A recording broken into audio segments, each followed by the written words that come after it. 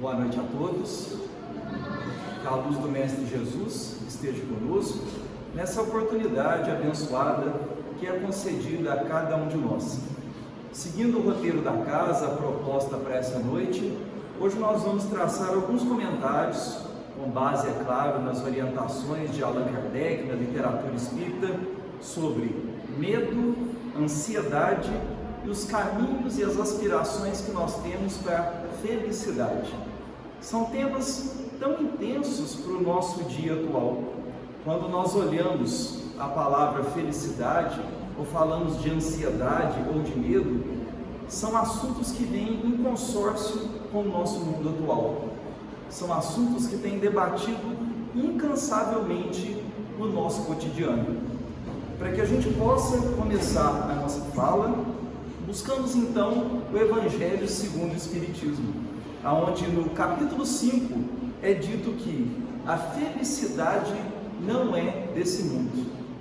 Quando nós aspiramos uma boa condição na nossa vida, aspiramos a alegria, buscamos um trabalho, um estudo espírita e nos deparamos com o capítulo 5 e lá é dito pelos Espíritos que o planeta Terra, ou seja, aqui a felicidade não está presente. O que será que significa isso?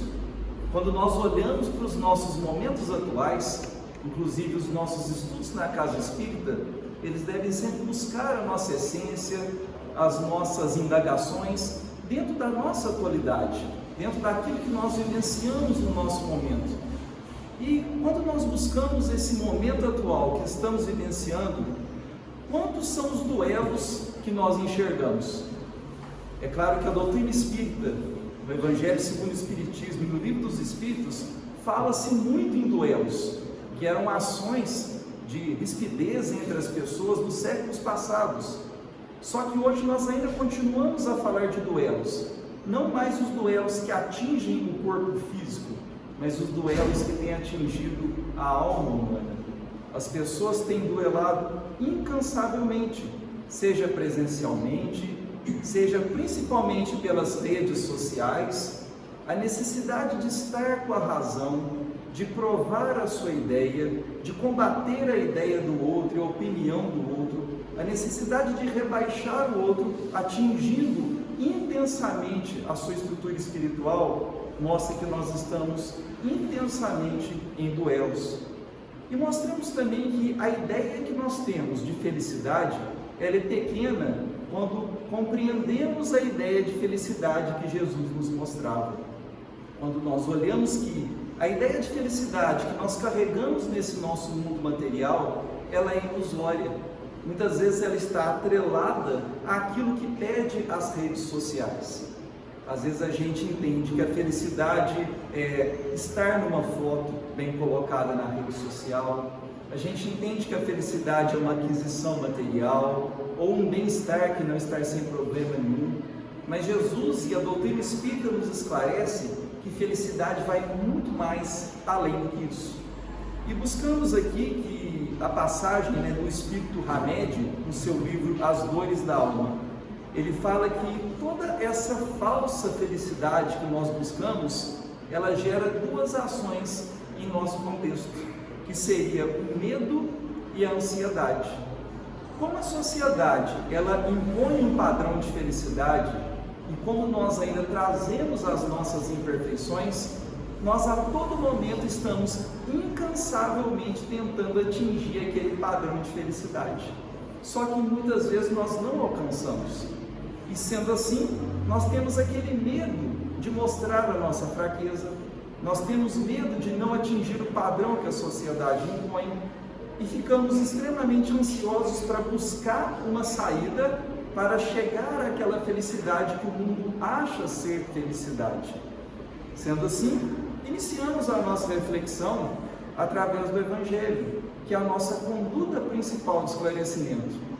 Para que a gente possa fazer uma comparação, nós buscamos o Evangelho de Mateus, no capítulo 30, e lá Jesus nos fala sobre a parábola dos talentos.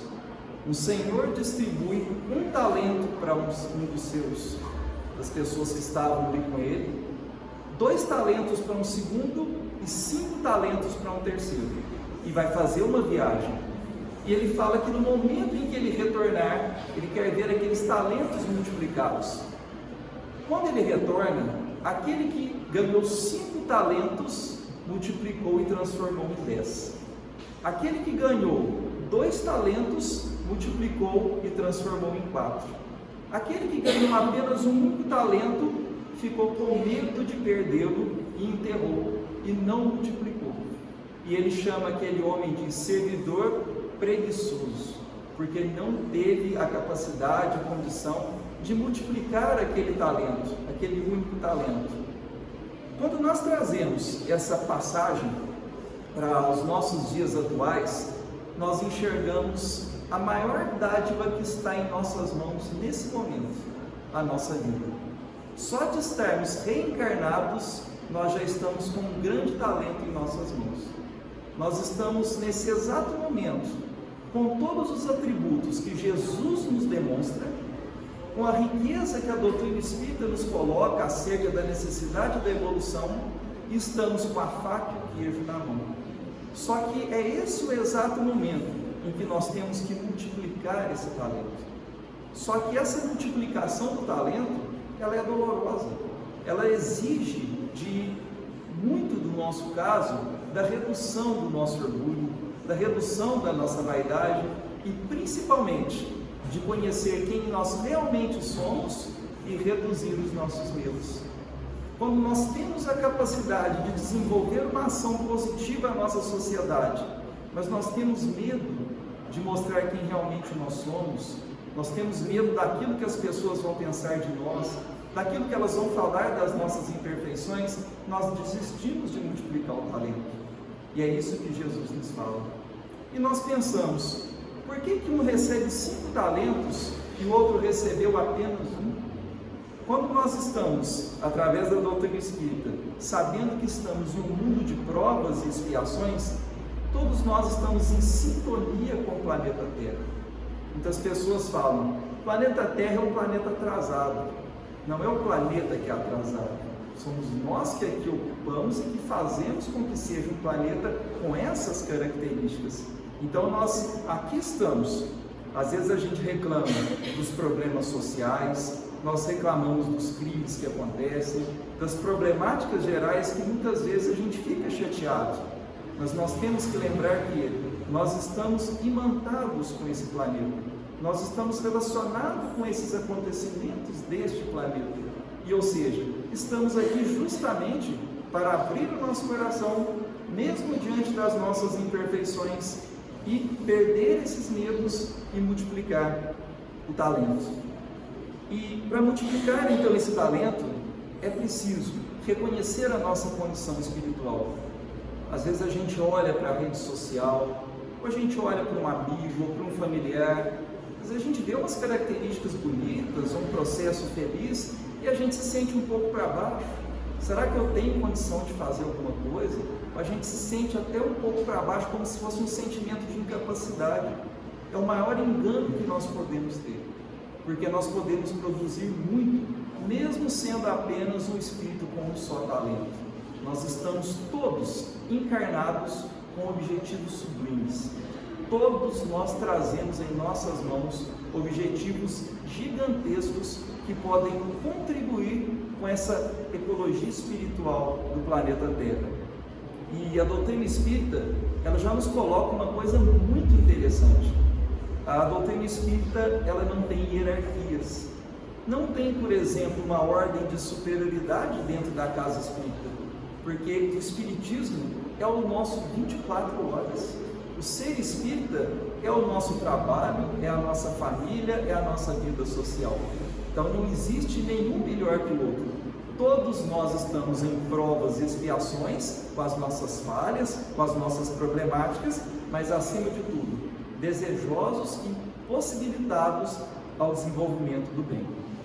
E aceitarmos que todos nós temos um tempo, todos nós temos uma condição, uma meta a ser cumprida. Nós não podemos tomar como referência o outro que ainda passa por privações tão grandes e que ele consegue caminhar menos, ou olhar para um que caminha mais. nós devemos, é claro, buscar sim, evitar as comparações e fazer a nossa autoavaliação, o nosso autoconhecimento e saber quais são os nossos limites e quais são as nossas possibilidades que são aí em nossas mãos.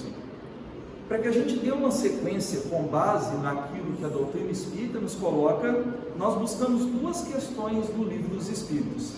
A primeira é a questão 920. Pode o homem gozar de completa felicidade na terra? E a resposta foi: não. Por isso que a vida lhe foi dada como prova ou expiação. Dele, porém, depende a suavização de seus males, o ser tão feliz quanto possível na terra. A gente só pensar de uma forma bem rápida, é um termo muito grande, mas o que seria prova e expiação bem básico?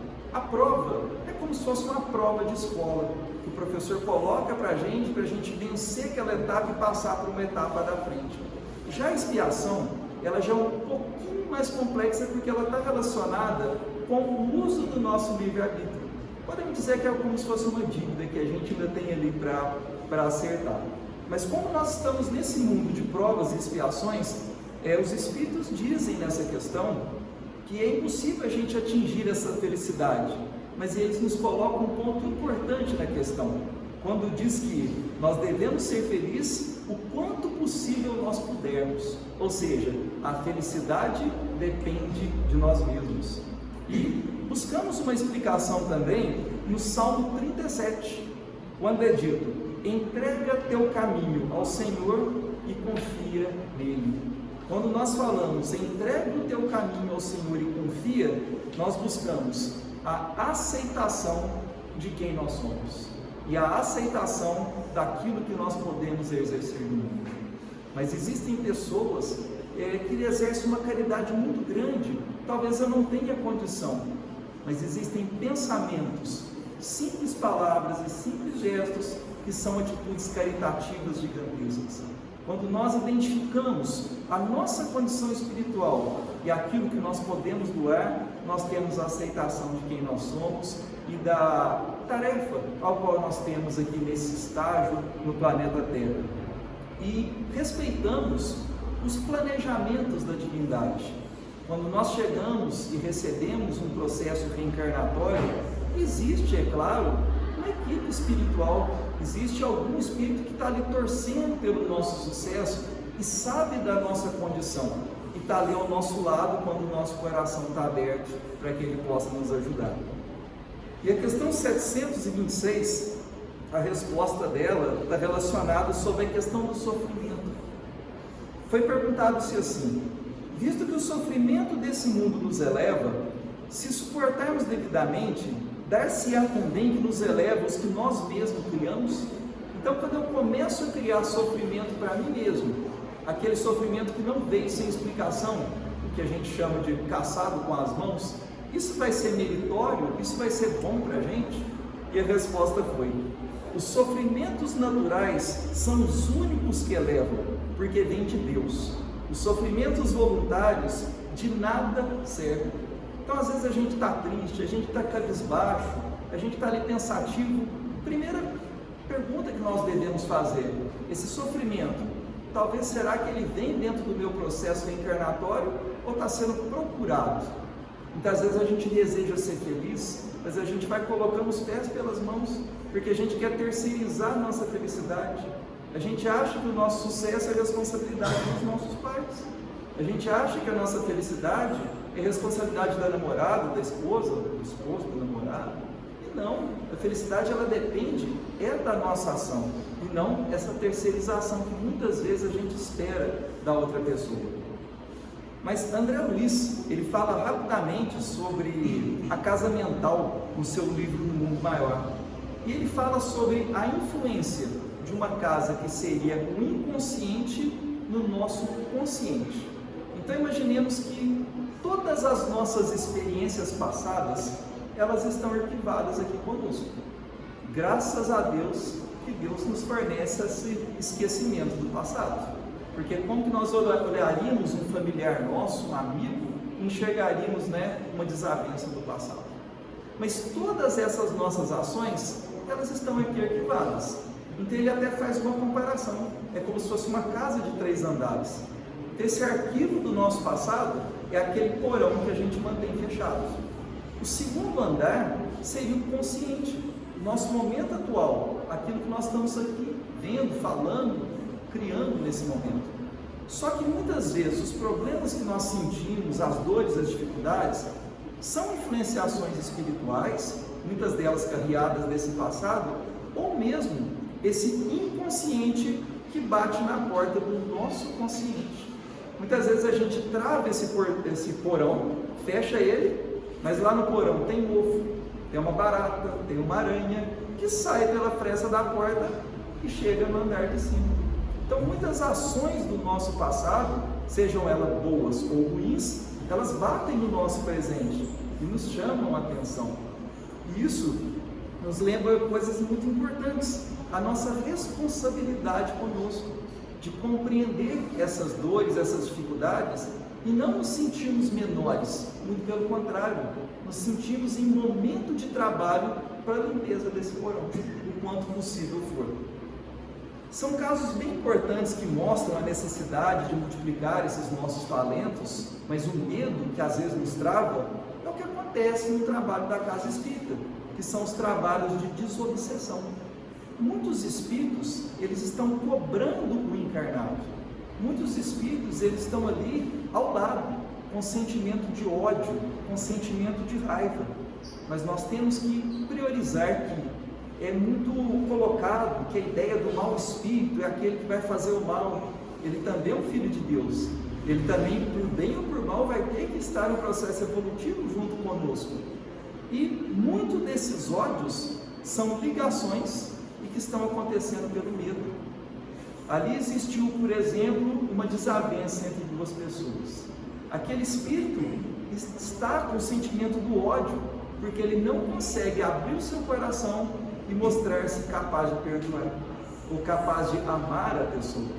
Mas no momento que as atividades de desobsessão, as reuniões mediúnicas, as evangelizações com as crianças, quando elas conseguem, através do diálogo, levar esse sentimento do verdadeiro amor e mostrar que todos nós erramos, que todos nós somos pequenos, mas que todos nós estamos abertos para amar, muitos desses corações vão despetrificando e se abrem para a luz.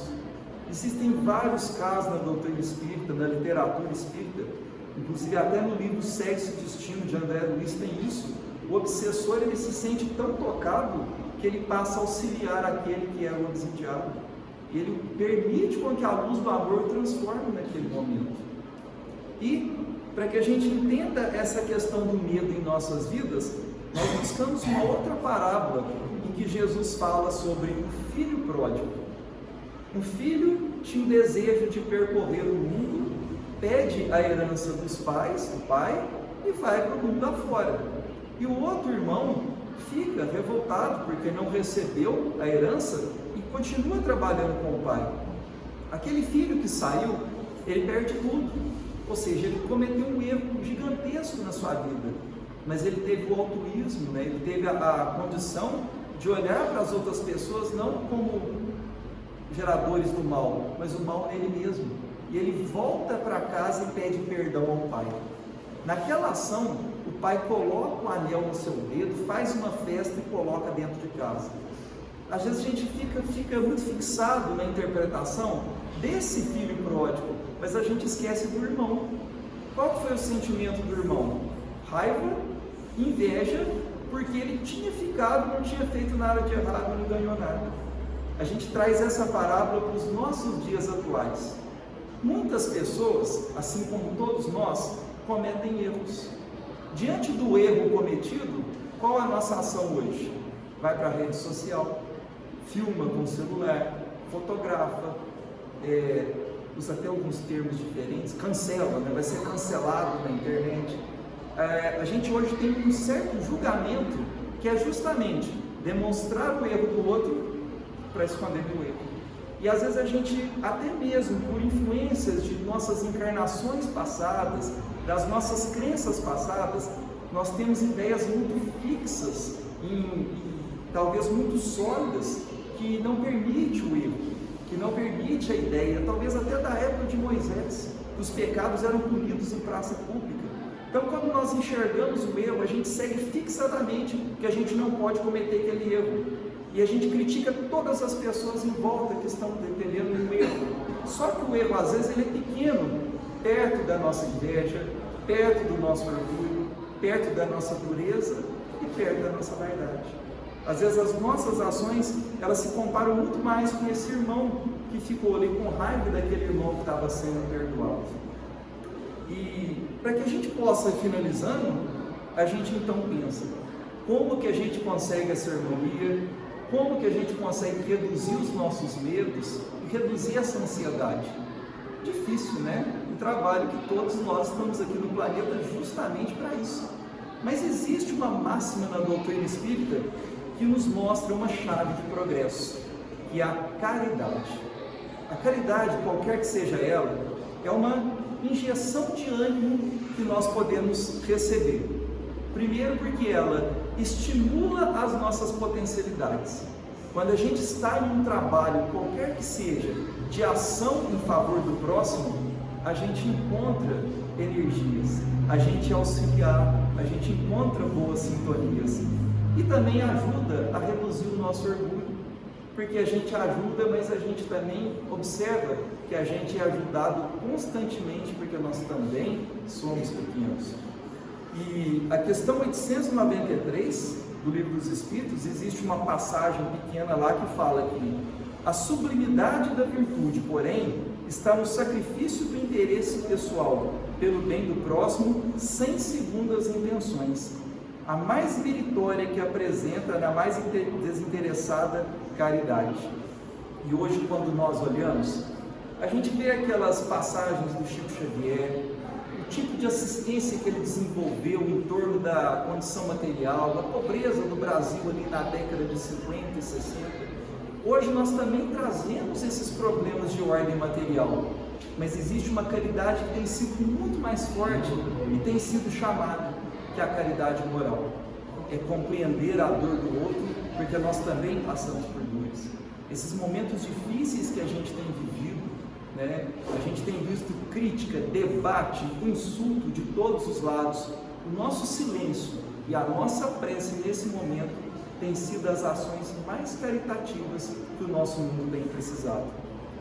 E essa semana, nada é por acaso, eu estava assistindo alguns vídeos pelo YouTube e tem um canal muito interessante de uma espírita que chama Anete Guimarães. Eu vi o canal, não assisti nenhum vídeo dela, mas me interessou muito, são os vídeos da mãe dela, que se chama Dona Ana Jaice Guimarães. Ela é espírita de muitos anos, é uma senhora de mais ou menos uns 70, 80 anos, é espírita no Rio de Janeiro e médico. E ela fez vários vídeos junto com a filha, de alguns contos e algumas experiências da sua atividade na doutrina espírita. E ela é aquela senhorinha que tem uma voz calma. Você assiste o vídeo, dá vontade de você pegar e apertar e abraçar e já ficar do lado, porque parece que ela te suga a alma ali e te traz coisas boas. E um desses vídeos que eu estava assistindo, ela relatou o momento em que ela começou a florar a mediunidade, e ela começou a entrar na doutrina espírita, e ela participava ainda jovem, em torno de 17, 18 anos, da mocidade espírita. E aos domingos eles tinham um trabalho de assistência, e eles levavam café e pão para as pessoas, né, sem condições. E eles dizem que entravam por uma mata, e ela sentiu uma vontade muito grande de virar para entrar num trilho, no mato.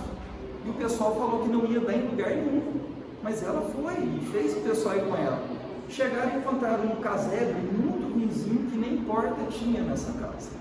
Quando eles entraram, sentiram um mau cheiro muito grande e uma senhora que estava deitada na cama. E a senhora falou: graças a Deus, ele atendeu as minhas orações. Eu estou 3 dias precisando beber um copo de água, mas eu não consigo levantar da cama. E eles providenciaram água, providenciaram alimentação. Ela disse que tinha uma senhorinha que levava pão e água para ela, mas a senhorinha não aparecia há 3 dias, que já era muito velhinha. Então eles providenciaram tudo. Mas a dona Ana, quando ela fala sobre a condição dessa mulher na cama, ela diz que levanta ali próximo ao colchão e vê a perna dessa mulher muito inchada. Era um caso de filariose. O que é filariose? É aquilo que vulgarmente nós conhecemos como elefantíase. Então, é uma verminose transmitida por picada de mosquito, e essa verminose entra e ela entope os nossos vasos linfáticos, a linfa não circula e os membros, geralmente as pernas, ficam muito inchados e a pessoa às vezes não tem condição de locomoção.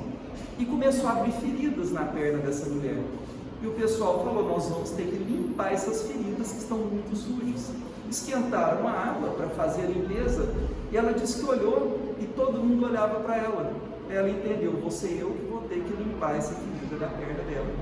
Só que ela disse que na hora que ela chegava perto, o cheiro era tão forte, ela tentava, mas dava ânsia, ela provocava o vômito. Ela tentou uma vez, deu vômito. Ela tentou a segunda vez, também provocou vômito.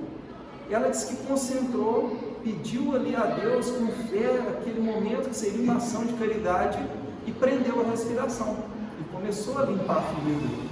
Quando ela voltou a respirar, ela disse que apareceu uma imagem para ela de uma planta de manacá. Não sei se vocês conhecem o manacá. O manacá ele é uma cor violeta, depois ele vai ficando rosa, depois branco até a flor cair. E ela disse que veio um cheiro de um perfume do manacá que entupiu as narinas dela. Ela conseguiu ir limpando as feridas e automaticamente ela estava tendo uma assistência espiritual com aquele perfume que não deixava o cheiro ali na casa. Os anos se passaram, ela já estava muitos anos depois fazendo uma palestra na casa espírita, e um jovem que estava sentado comentou com ela que a mãe queria escutar uma palestra, mas a mãe não tinha condição de andar. Quando ela chegou na casa, ela viu uma mulher também com elefantíase, e ela fala, eu tinha certeza que era você. Você foi a dona Ana que me ajudou há muitos anos atrás. E como o filho tinha aparentemente abandonado ela, agora o filho tinha voltado, tinha ajudado aquela mulher, a recuperação dela e colocado ela numa casa com saúde e segurança. Mas o que nos fica desse ensinamento da dona Ana, da Ana Guimarães, seria na verdade que muitas feridas aparecem nas nossas mãos, muitas feridas chegam no nosso dia a dia e não são feridas físicas, são feridas morais. São pessoas que estão tristes, são pessoas que estão passando por uma situação difícil, assim como também nós temos feridas momentâneas e situações difíceis. E são pessoas que às vezes não estão precisando de uma caridade material, estão precisando de uma conversa, estão precisando de um tempo, um abraço, estão precisando de um aperto de mão, um bom dia. E isso, na verdade, é a essência que Jesus e a doutrina espírita nos colocam. Quando ela fala que ela tinha as ânsias e provocava aquele vômito, nós podemos pensar quais são as ânsias que têm chegado nos nossos dias atuais. São as críticas e os julgamentos. Quando a gente chegava naquela casa e vê aquela mulher na cama, se fosse nos dias atuais, vamos procurar o responsável, vamos procurar o filho, vamos tirar foto, vamos colocar na internet, vamos fazer alguma coisa, menos colocar a mão na ferida. Assim nós devemos pensar. Quanto mais nós pudermos, assim como a doutrina espírita nos pede, usar da ética, do silêncio e da responsabilidade, mais caridosos nós somos sendo.